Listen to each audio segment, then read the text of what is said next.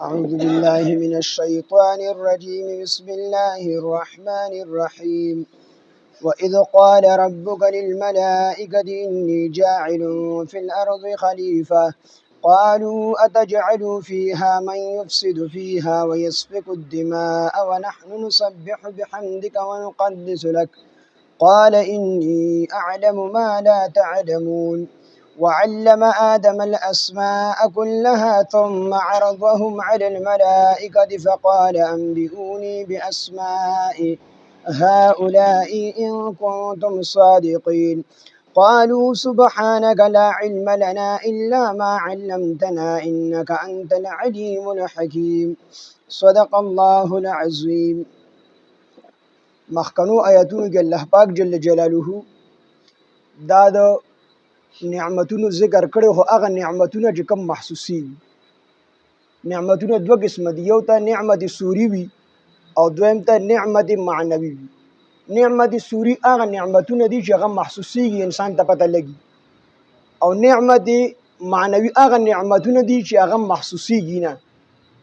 لکه د لومبو مثال د نعمت سوری الله پاک مخکې آیاتونو کې ذکر کړل چې الله پاک جل جلاله پس مګه کې زموږ د پاره د پیدا سيزونه پیدا کړل، زمګه پیدا کړل، اسمانه پیدا کړی دي، په دې زمګه کې قسمه قسم خولي خولي بوټي پیدا کړی دي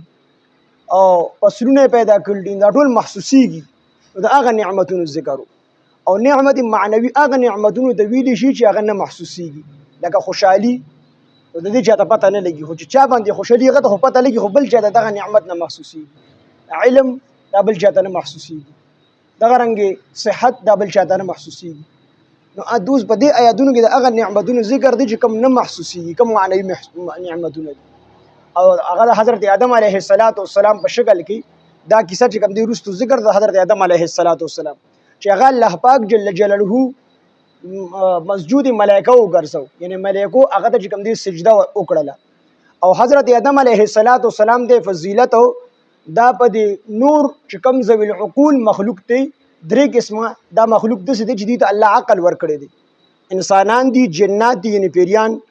او ملائکه. نو په دې دواړه قسم مخلوقو باندې الله پاک جوړو انسان ته فضیلت ورکړي دي، یعنی انسان د دین غوړه پیدا کړي دي، د فرشتو هم غوړه پیدا کړي دي، د جناتو هم الله پاک غوړه پیدا کړي دي. نو په دې آیاتونو کې د هغه نعمتونو ذکر دي چې هغه محسوسيږي، نه معنوي نعمتونه دي. نو دا د مخکنو آیاتونو سره دا چې کوم دی ربط شو. الله پاک فرمایي و اذ قال، او هر کله چې او فرمایل ربک استرب للملائکه فرشتو ته انی جاعل چې بشک زو پیدا کوونکی هم فی الارض پزمکه کې خلیفتن یو خلیفہ لره. خلیفہ د چا خلیفہ بي؟ بعض خلک کوي الله پاک د انسان خپل خلیفہ پیدا کړي، خپل نائب پیدا کړي. خبره غلطه ده. د الله پاک هیڅوک نائب نشته دی، خلیفہ د الله پاک نشته دی. خلیفتن یعنی سلسله الخلیفه بعدها لبعد. د خلیفہ مطلب دا دی چې الله پاک پزمکه کې یو سلسله د خلیفګانو پیدا کړل چې یو کس په بل خلیفہ. حضرت ابوبکر صدیق رضی الله عنه دا چوي یا خلیفۃ الله، هغه ډیر غصه شو، ورته لا تقل خلیفۃ الله بل خلیفۃ رسول الله صلی الله علیه وسلم. ورته به ما ته د الله خلیفہ مو، زه د الله خلیفہ نه ما، زه د رسول الله صلی الله علیه وسلم خلیفہ. زکه د نائب کار خدای چې کله اصل خلیفہ اصل کس موجود نی، نو نائب چې کوم دی الته کار کی. لکه مثال په تور امام موجود نی، نو داغه چې کوم نائبي، داغه چې کوم مقام کسي، نو هغه ور مخ کی. ځکه چې امام موجود نه دی، د کرنګ دی یو جماعت امیر موجود نی، نو نائب امیر داغه کار چې کوم دی سنبال کی، داغه په ځای باندې کار کوي. نو الله پاک جهو هر ځای کې موجود دی،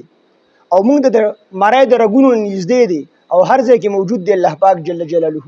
نو داغه خلیفہ ته ضرورت دی. نو دا ترجمه خلک غلط کوي، او اوس پورې موږ هم دا ترجمه کوله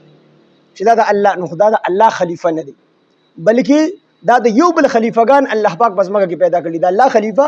نشته، ځکه چې الله هر ځای کې موجود دی، او چې الله پاک باندې فرا ناراضي، چې الله پاک چې کوم دی چوټی نگی، الله باندې خوب ناراضي، د خوب جوټه په ناراضي، پر کالی په ناراضي، هر ټیم چې کوم دی موجود دی، د الله خلیفہ ته ضرورت نشته. الله پاک جل جلاله دا پزماګه کې د یو بل خلیفګان پیدا کړی. نو واذ قال او هر کله چې افرمل ربک رب ستا للملائکه فرشتو ته انی جاعل چې بشک ز پیدا کولی کیم فی الارض پس بک کې خلیفتا یو خلیفه لرا یعنی سلسله الخلیفه بعضها لبعض یو سلسله د خلیفګانو چې یو بدبل خلیفه وي قالو د فرشتو فرمایل عرض یو کو اتجعل فيها آیت پیدا کوي په دې ځمکه کې من هغه څوک یفسد فيها چې دی فساد کی په دې ځمکه کې ويسفك الدماء او دی بهي ویني دا اعتراض فرشتو د اعتراض په شکل باندې نه دی کړی او نه الله پاک جهود فرشتو سره مشوره د مشورې په تور باندې کړی بلکې د یو سنت جاری کولو په تور لکه څنګه چې رسول الله صلی الله علیه وسلم د خپل صحابه سره مشوره وکړه نبی علیه السلام ته مشورې ضرورت نه ځکه چې کم کار کې به نبی علیه السلام خیر او الله به وحی را لېږله خو نبی علیه السلام د صحابه سره مشوره د دې لپاره کوله چې دا یو سنت وګرځي وروسته خو بیا د وحی سلسله بندېږي نو دا اپس کې مسلمانان مشوره کوي او مشوره کې خیر او برکت الله پاک اخلي د سنت جاری کولو په تور باندې نبی علیه السلام د خپل صحابه سره مشوره کوله نو دکشن الله پاک د دې سره ډېر لپاره مشوره نه کوي چې الله پاک د مشورې ضرورت دی الله پاک د مشورې ضرورت نو خو الله ته سي تاسو کو اصل کې دی په ابتدا کې یو زړه کې چې کوم دی یو خبره کړې و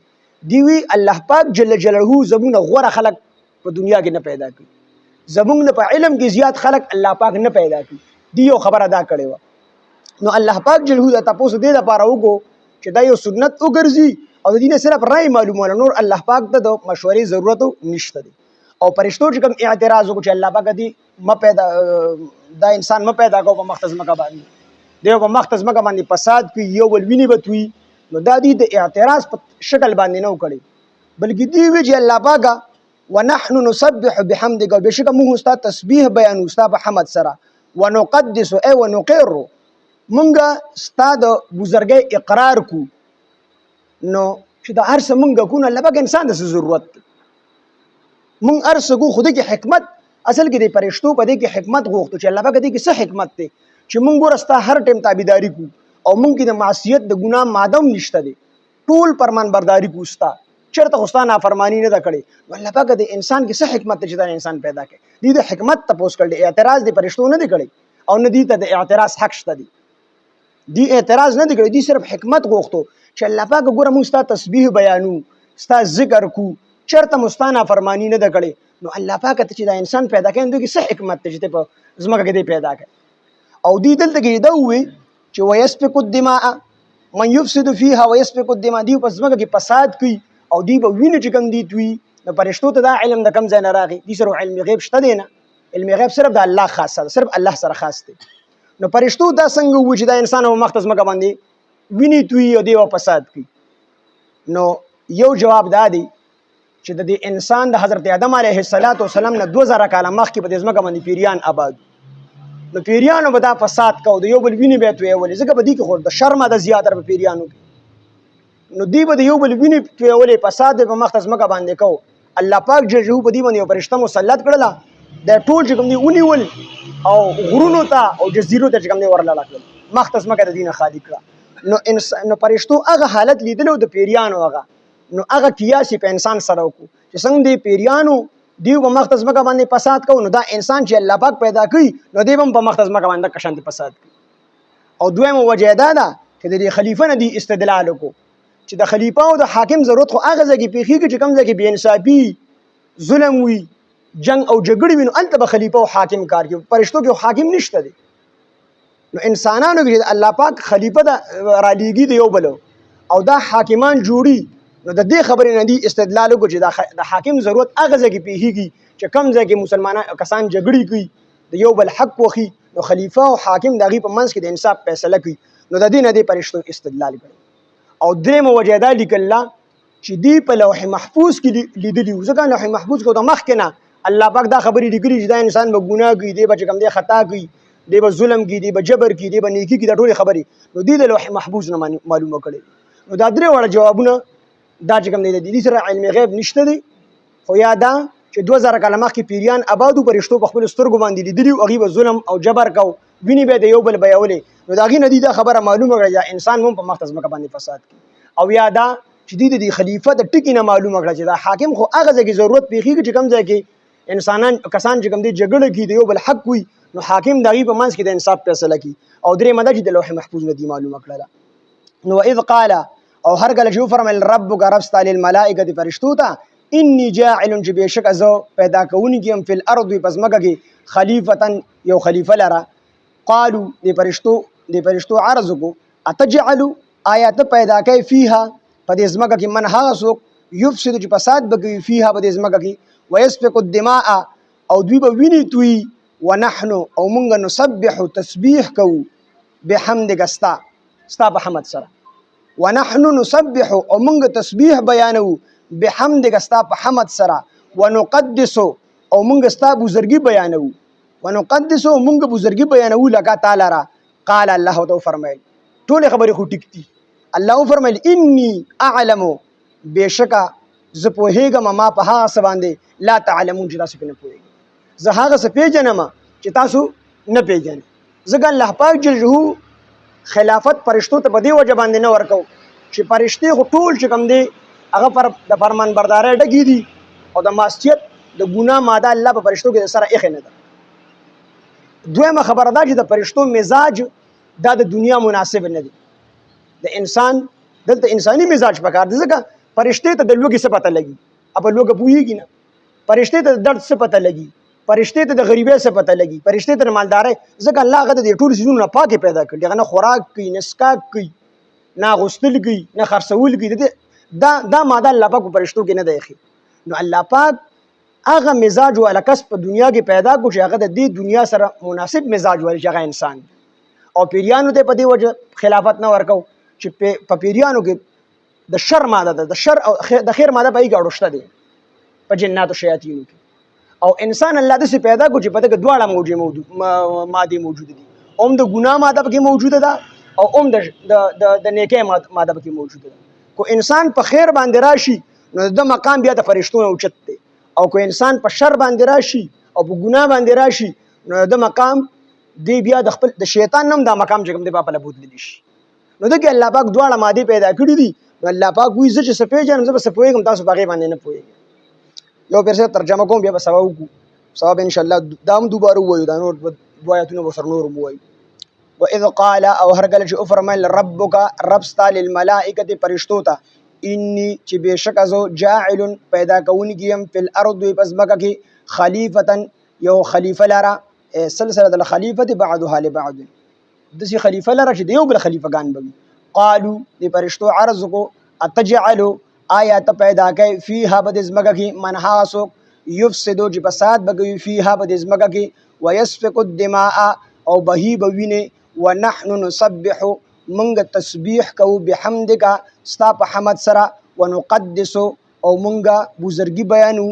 لکا تعالی را قال الله فرمایل انی بشک از انی اعلم بشک از پوهیږم ما په هغه باندې لا تعلمون چې تاسو په نه پوهیږئ الحمد لله رب العالمين والعاقبة للمتقين الصلاة والسلام على سيد الأنبياء والمرسلين وعلى آله وأصحابه أجمعين إله العالمين زمون رازش الله زمون له وړ ټول ګناهونه معاف کړي إله العالمین سمره کمی کوتاهی زموږ د درس کې کېږي الله موږ ته معاف کړي الله موږ له صحیح د قرآن د ترجمې د تفسیر کولو توفیق او طاقت راکړي الله په دې قرآن موږ د عمل کولو توفیق او طاقت راکړي الله موږ ډېر ګناهګاران یو خدای موږ ډېر خطاکاران یو الله موږ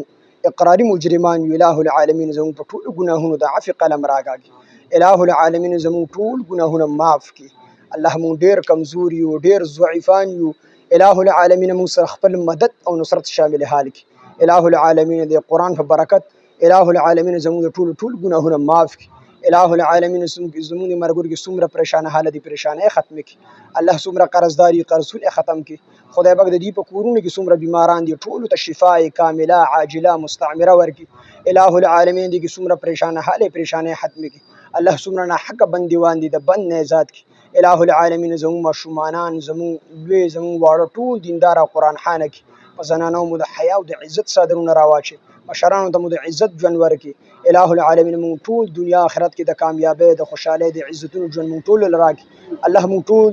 دنیا آخرت کې د بی عزتۍ د بی پردګۍ د شرم او د بی حیا د رسوایۍ د بی دینۍ د ژوند نه مونږ ټول بچ وساتي ما جانو خو تانو تحصیلونو اسپیټالونو جیرونو مقدمو کیسونو نه بچ وساتي الله د خپل دین د غلبې لپاره استعمال کی الہ العالمین زمون خامخ راضی شي الہ العالمین دا سنهان ماما ولر د بچا د عمره د پار روان دی غي د پار دعا وکي چې الله د سفر په خیر خیریت او عافیت سره الته ورسی او بس چې کوم دی د عمره جسم را ارکان دی الله ته الله په خیر خیریت او عافیت سره د الہ العالمین دې سفر د خیر کی الله خیر خیریت او عافیت سره خپل منزل مقصود ته ورسه الہ العالمین موږ ته هم د عمره او د حجونو کولو توفیق او طاقت راکړي الله خاتمه زموږ د ټولو بل خیر او بل ایمان کی په وخت ځن قدر مو ذل په صدق سره په جبه دا کلمه چالو کی لا اله الا الله محمد رسول